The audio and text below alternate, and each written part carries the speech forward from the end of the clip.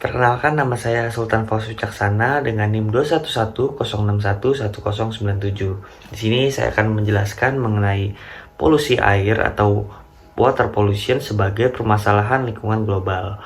Nah, polusi air sendiri adalah kontaminasi badan air seperti sungai, danau, lautan, dan air tanah oleh bahan-bahan yang merugikan. Nah, polusi ini dapat berasal dari berbagai sumber, termasuk limbah industri, pertanian, domestik, serta pencemaran plastik. Nah, polusi air sendiri adalah masalah yang serius yang diatur oleh berbagai undang-undang di tingkat nasional maupun internasional. Berikut beberapa undang-undang yang relevan.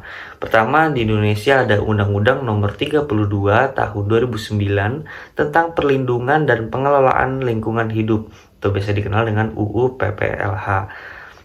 Nah, dalam pasal 20 di UU PLPA menetapkan standar baku mutu air untuk melindungi kualitas air agar tidak tercemar oleh kegiatan industri, pertanian, dan domestik.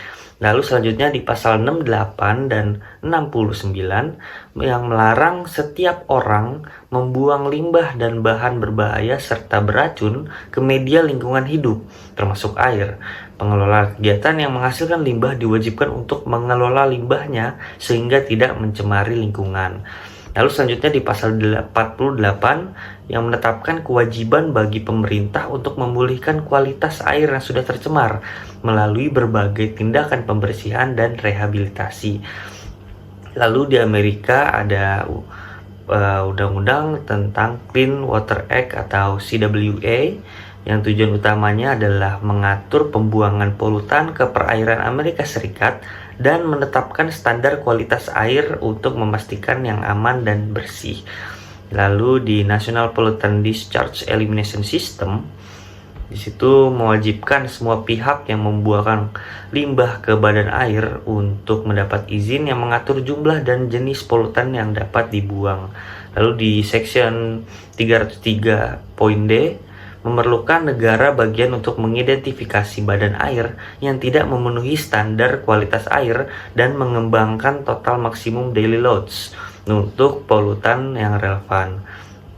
Lalu di Uni Eropa berlaku yang bernama Direktif Kerangka Air atau Water Framework Directive, yang tujuan utamanya adalah mencapai status baik untuk semua perairan di Uni Eropa pada tahun 2015 dan seterusnya.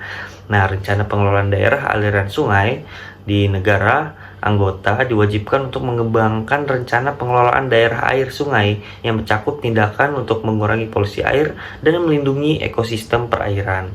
Dan di pasal 16 mengatur mengenai menetapkan daftar zat prioritas yang harus dikurangi atau dihilangkan dari badan air untuk melindungi kualitas air. Baik, selanjutnya akan saya menjelaskan terkait keterkaitan dampak permasalahan lingkungan dengan pemenuhan hak asasi manusia. Nah, dampak polusi air sangat erat kaitannya dengan pemenuhan hak asasi manusia. Nah, beberapa hak yang terpengaruhi meliputi: pertama, ada hak atas kesehatan.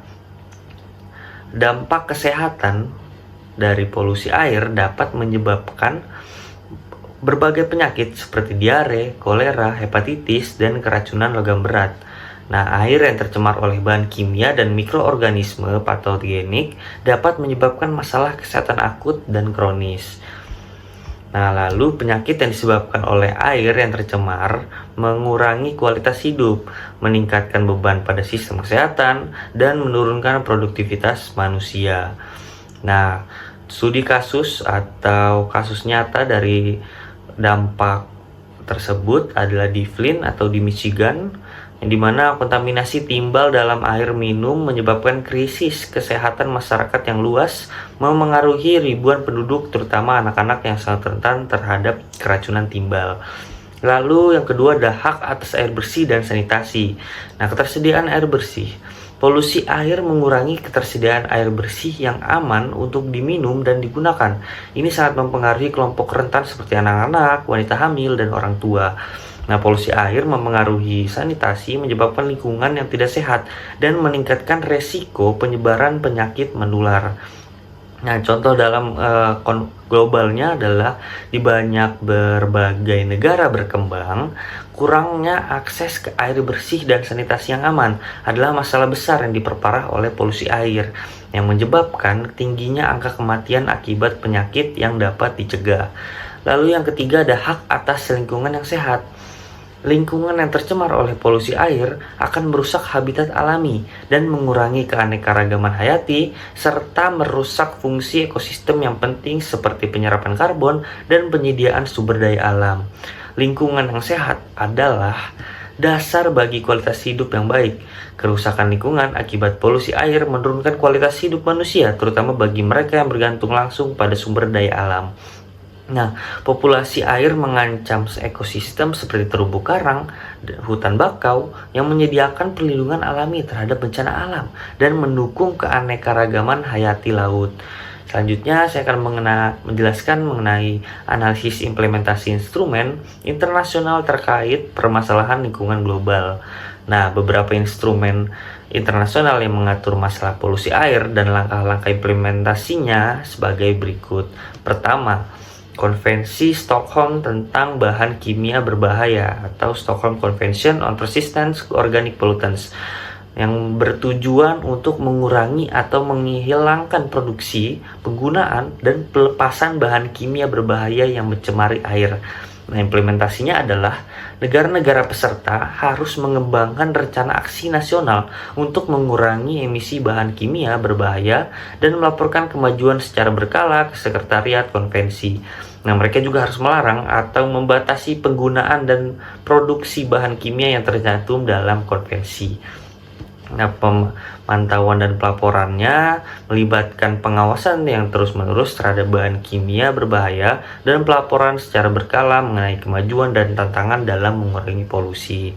Selanjutnya ada Konvensi Basel tentang limbah berbahaya atau Basel Convention on the Control of Transboundary Movement of Hazardous Waste and Their Disposal, yang bertujuan untuk mengatur pergerakan lintas batas limbah berbahaya dan memastikan pengelolaan yang ramah lingkungan. Nah, implementasinya adalah negara-negara peserta harus memperoleh izin sebelum mengimpor atau mengekspor limbah berbahaya dan melaporkan kegiatan ini ke Sekretariat Konvensi. Nah, mereka juga harus memastikan bahwa limbah tersebut dikelola dengan cara yang ramah lingkungan sesuai dengan pedoman yang ada di konvensi. Nah, negara-negara mengharuskan untuk mengambil tindakan hukum terhadap pelanggaran dan mengembangkan kapasitas penegakan hukum yang kuat. Lalu ketiga ada Konvensi Marpol tentang pencemaran dari kapal atau International Convention for the Prevention of Pollution from Ships, yang bertujuan untuk mencegah dan mengurangi pencemaran laut dari aktivitas maritim, termasuk pembuangan limbah minyak, bahan kimia, dan sampah dari kapal. Implementasinya adalah negara-negara peserta harus mematuhi peraturan yang ditetapkan oleh konvensi dan melaporkan pelanggaran ke Organisasi Maritim Internasional. Mereka juga harus memastikan bahwa kapal yang beroperasi di perairan mereka mematuhi standar pengelolaan limbah yang ramah lingkungan. Nah, kewajiban pelaporan, kapal-kapal diwajibkan untuk menyimpan catatan tentang pembuangan limbah dan melaporkan setiap insiden pencemaran. Lalu selanjutnya saya akan menjelaskan mengenai analisis keterkaitan dengan tujuan pembangunan berkelanjutan atau SDGs. Tujuan pembangunan berkelanjutan yang relevan dengan mitigasi dampak polusi air dan pemenuhan hak asasi manusia meliputi 1. SDG 6 yang berisi mengenai air bersih dan sanitasi. Target 6.1 adalah menjamin akses universal dan merata terhadap air minum yang aman dan terjangkau bagi semua. Lalu di target poin 3, meningkatkan kualitas air dengan mengurangi polusi, pembuangan limbah, dan meminimalkan pelepasan bahan kimia dan material berbahaya. Lalu di target di 6.4, meningkatkan efisiensi penggunaan air di semua sektor dan memastikan keberlanjutan pengelolaan sumber daya air. Lalu target 6.5 mengimplementasikan pengelolaan sumber daya air terpadu di semua tingkatan. Lalu di target 6.6 melindungi dan merestorasi ekosistem terkait air termasuk pegunungan, hutan, rawa, sungai, dan danau. Lalu di SDG 3 juga yang terkait mengenai kesehatan yang baik dan kesejahteraan di poin 3.9 mengurangi kematian dan penyakit akibat bahan kimia berbahaya serta polusi dan kontaminasi udara, air, dan tanah. Upaya ini mencakup pengurangan polusi air yang berkontribusi terhadap masalah kesehatan. Di target 3.3 juga yang berisi mengakhiri epidemi penyakit yang berhubungan dengan polusi air seperti malaria dan penyakit tropis yang terabaikan.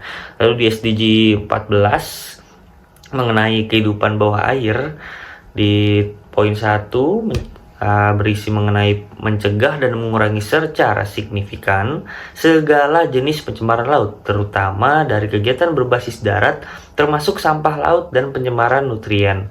Lalu di target 14.2 mengelola dan melindungi ekosistem laut dan pesisir untuk menghindari dampak buruk yang signifikan termasuk polusi air. Nah, lalu di target 14.3 yaitu mengurangi dan mengatasi dampak keasaman laut yang dipicu oleh polusi air dan mengubah sifat kimia perairan. Lalu di target 14.5 melestarikan setidaknya 10% dari kawasan pesisir dan laut sesuai dengan hukum nasional dan internasional. Selanjutnya saya akan menyimpulkan penjelasan saya dari awal sampai akhir. Polusi air merupakan permasalahan lingkungan global yang mempengaruhi kesehatan manusia, ekosistem, dan pemenuhan hak asasi manusia. Implementasi undang-undang nasional dan instrumen internasional menunjukkan komitmen untuk mengatasi masalah ini melalui peraturan yang ketat dan tindakan yang terkoordinasi. Selain itu, keterkaitan polusi air dengan SDGs menegaskan pentingnya upaya global dalam mitigasi dampak lingkungan dan memastikan keberlanjutan serta kesejahteraan bagi generasi mendatang. Nah, pendekatan holistik, kolaboratif, dan berkelanjutan sangat diperlukan untuk mencapai tujuan ini dan menjaga kualitas lingkungan hidup. Nah, implementasi efektif dari undang-undang dan instrumen internasional didukung oleh pengawasan yang ketat dan pelaporan yang transparan akan sangat membantu dalam mencapai tujuan ini. Cukup sekian penjelasan dari saya. Terima kasih.